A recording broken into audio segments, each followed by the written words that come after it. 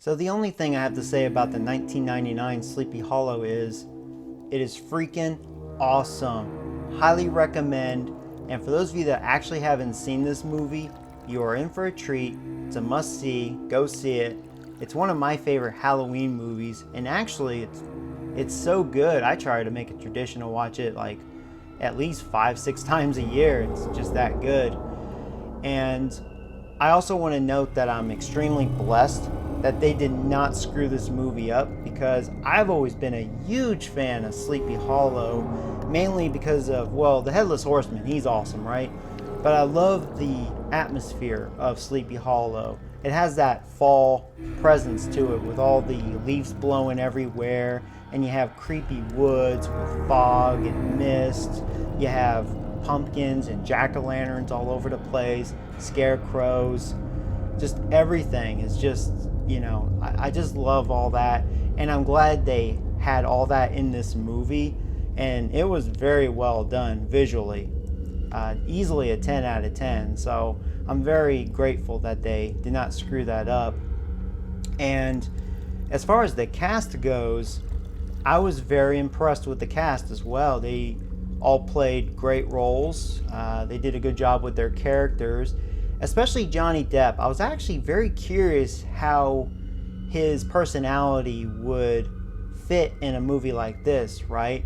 And yeah, wow, he nailed it. I was actually very impressed. He did an outstanding job. His performance, easily a 10 out of 10, which, by the way, he played as Ichabod Crane. He was the main star.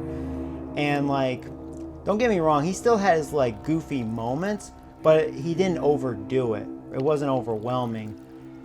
It was the right pacing. You would have good moments where it would be creepy and eerie, and then there's moments where it's more calm and settled, and he got a little humor out of Johnny Depp, him just being dumb. It's pretty funny. You have moved the body? I did. You must never move the body. Why not? Because. Did she tell you the name of the child's father? Yes, she did. She came to me for advice as town magistrate. Is he dead? That's the problem. He was dead to begin with. Speaking of cast, I love how Christopher Lee was also in this movie. Granted, in a very short segment towards the very beginning of the movie, but hey, at least it was cool to see him, right? There is a town upstate, 2 days' journey to the north in the Hudson Highlands. It is a place called Sleepy Hollow. Have you heard of it?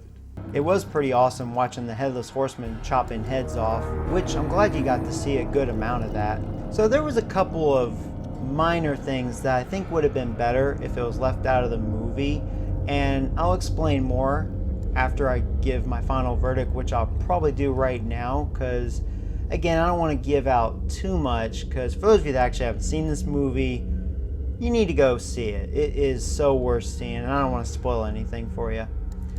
Alright, so here we go, guys. Final verdict.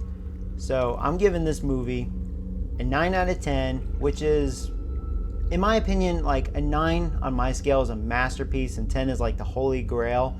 So the reason why it just missed that 10 is, okay, so what I was talking about, the things I think would have been better if it was left out, but this is my opinion, is when Johnny Depp was dreaming, and he was dreaming about his mom during his childhood and how she got murdered and stuff.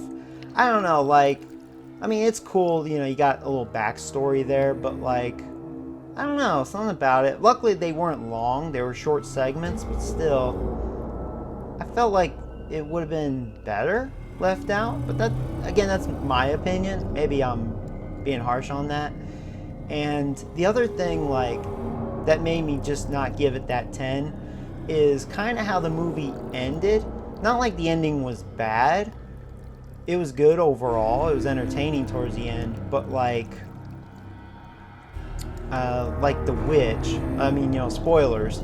So the Headless Horseman, he didn't kill at random, right? He was ordered to kill particular people, and he was controlled by this witch that had his skull. So basically he's doing her bidding until he gets his head back, and then he can, like, whatever, rest in peace or whatever, really go back to hell. So I shouldn't say rest in peace, right? But yeah, I don't know, the main villain, the witch, I think she could have had a better role, I guess, you know? Could have been a little more done to her. I don't know. I thought she was kind of eh.